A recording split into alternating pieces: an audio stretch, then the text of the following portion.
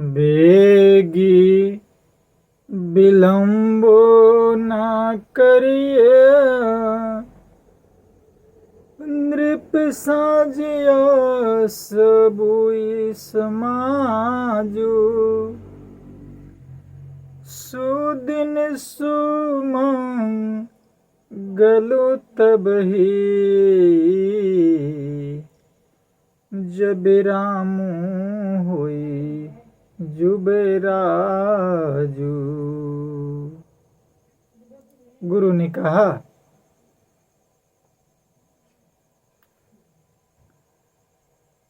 क्या कहा कि शुभ काम और शुभ मुहूर्त अलग से कहीं नहीं होता है। हे राजन, अब देर नहीं कीजिए, जितना जल्द हो सके सब सामान सजाइए। शुभ दिन सुंदर मंगल तभी है जब श्री रामचंद्र जी युवराज हो जाए। ये गुरु वचन है, गुरुवाणी है। कथा चल रही है अयोध्या कांड की। देखिए, श्री रामचंद्र जी युवराज बनने जा रहे हैं। गुरु का आदेश हो चुका है और गुरु ने ये भी कहा कि आपने जगत भर का मंगल करने वाला भला काम सोचा है, हे नाथ शीघ्रता से कीजिए। और वहां की जनता जनार्दन पंचों ने भी कहा, देर न लगाइए। मंत्रियों की सुंदर वाणी सुनकर राजा को ऐसा आनंद हुआ मानो बढ़ती हुई बेल सुंदर डाली का सहारा पा गई। अब देखिए, यहाँ पर मानस इशारा करती है कि जगत का मंगल करने वाला राम जी युवराज होंगे तो क्या जगत का मंगल हो जाएगा। अयोध्या कांड में इस बात को इशारा किया गया है। हम कथा सुने और उससे कुछ भी नहीं सीखें, कुछ भी अपने जीवन में नहीं उतारें, तो ऐसी कथा सुनना और न सुनना, इससे क्या मायने रखते हैं। अयोध्या कांड की प्रथम दोहा जो है, श्री गुरु चरण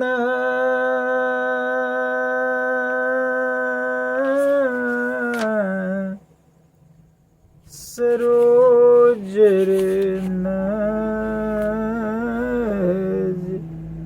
निज मन मुकुरी सुधारी।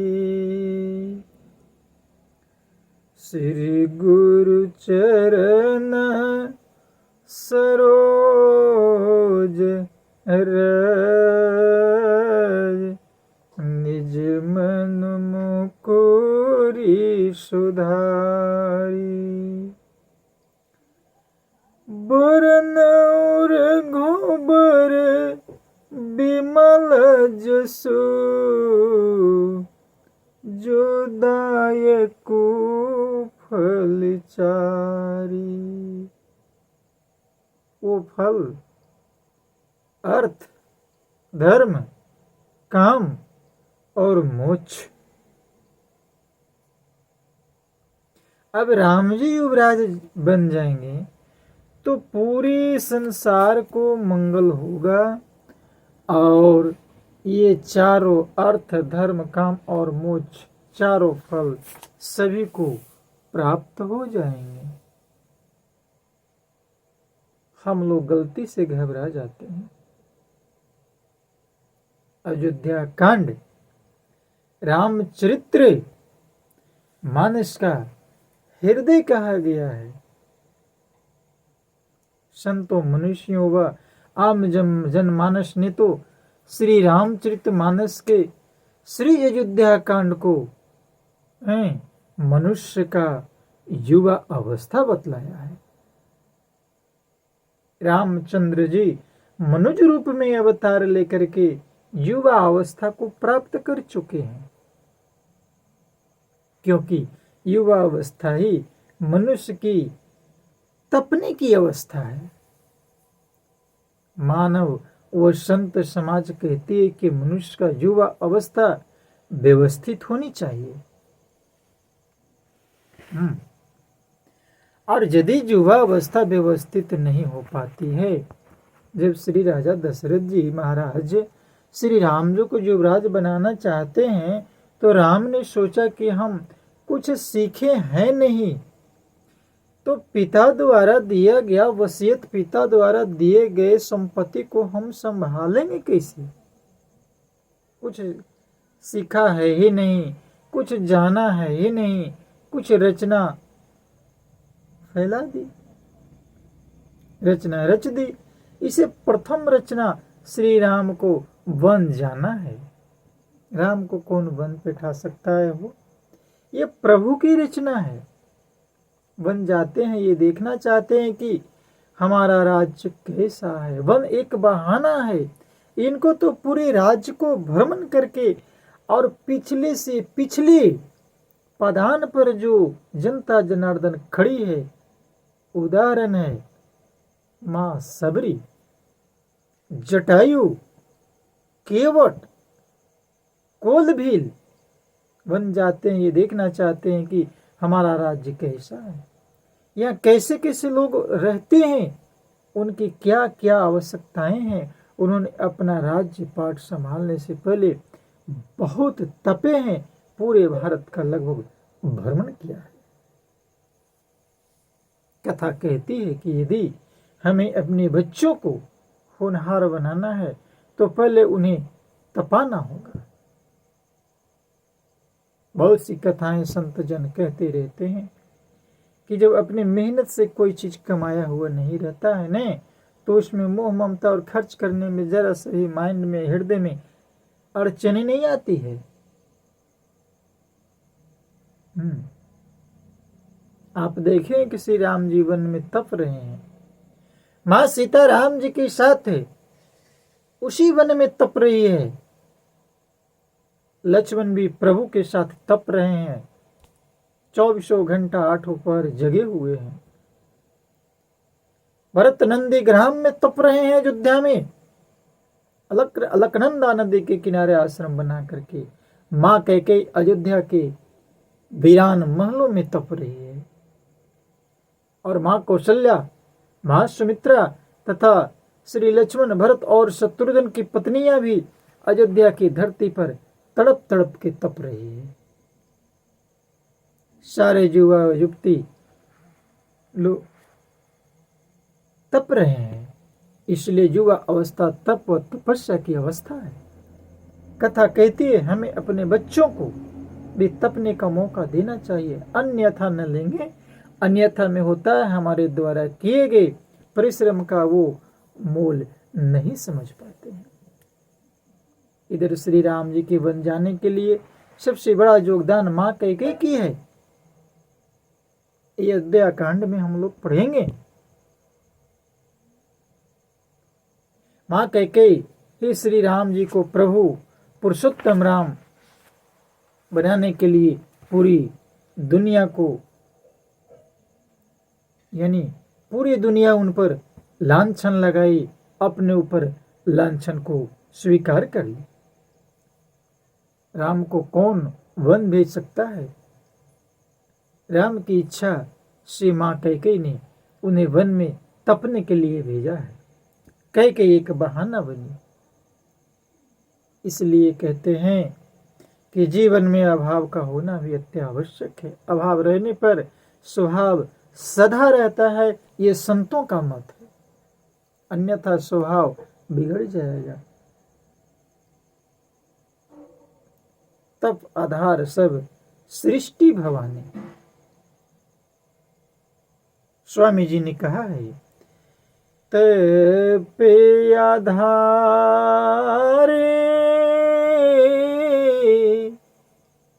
सब सृष्टि भवानी।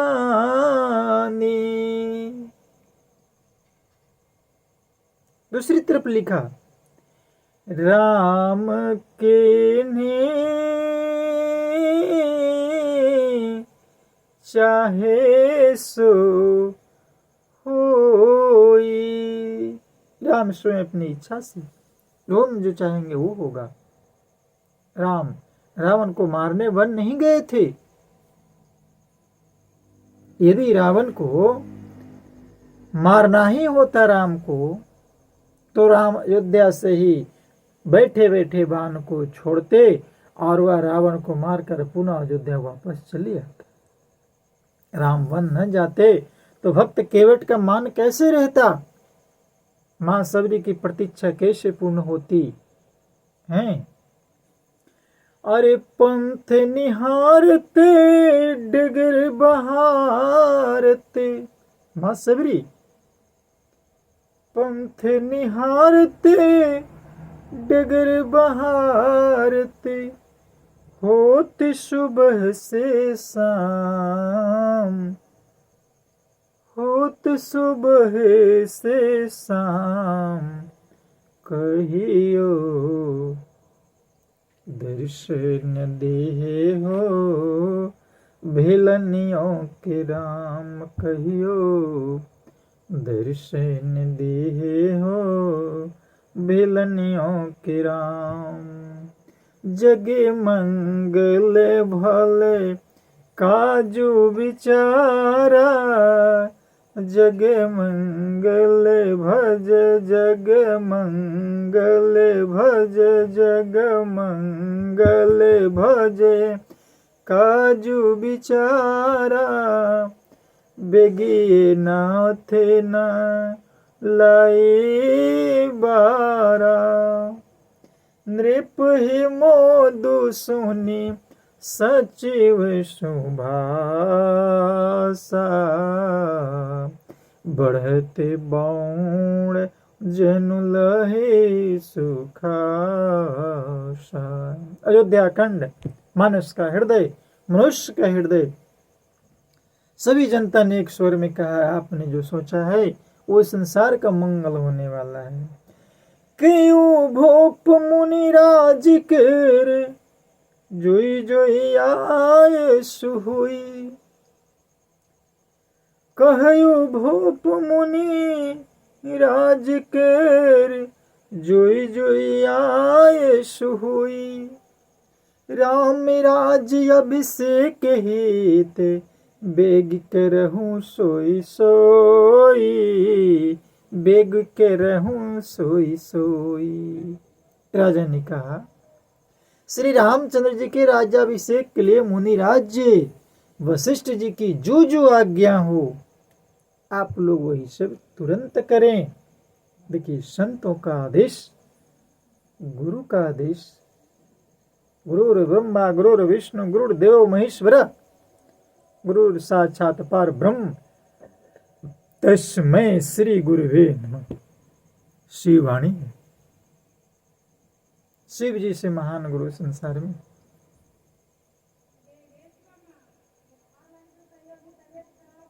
श्री कृष्ण ने अर्जुन को क्या कहा था, त्रेता युग में गुरु विश्वामित्र और ऋषि मुनि से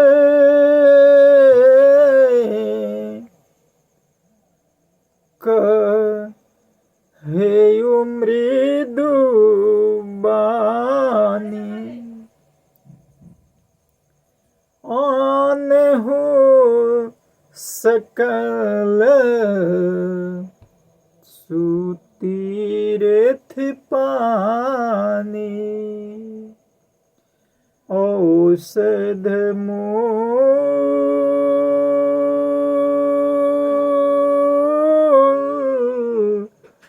फूले फल पाना, कहे नाम गनी मंगल गाना, मंगल गाना। मुनिराज ने हर्षित होकर कोमल वाणी से कहा कि संपूर्ण श्रेष्ठ तीर्थों का जल ले आओ। फिर उन्होंने औषधि, मूल, फूल, फल और पत्र आदि अनेकों मांगलिक वस्तुओं के नाम गिनकर बताए। देखिए आज भी हमारी सनातन धर्म में प्रभु श्री राम या जो भी सनातनी हमारे वैदिक परंपरा के अनुसार जो तीर्थों में बताया गया है, आज भी हम उस सत्य मार्ग को लेने के लिए आनंद प्राप्त करने, क्योंकि आनंद कंद भगवान श्री रामचंद्र ही है। तो ये अयोध्या कांड प्रभु श्री राम की राज्याभिषेक की तैयारी, युवावस्था की तैयारी हो रही है। आगे की कथा सुंदर वेला में। जय श्री राम।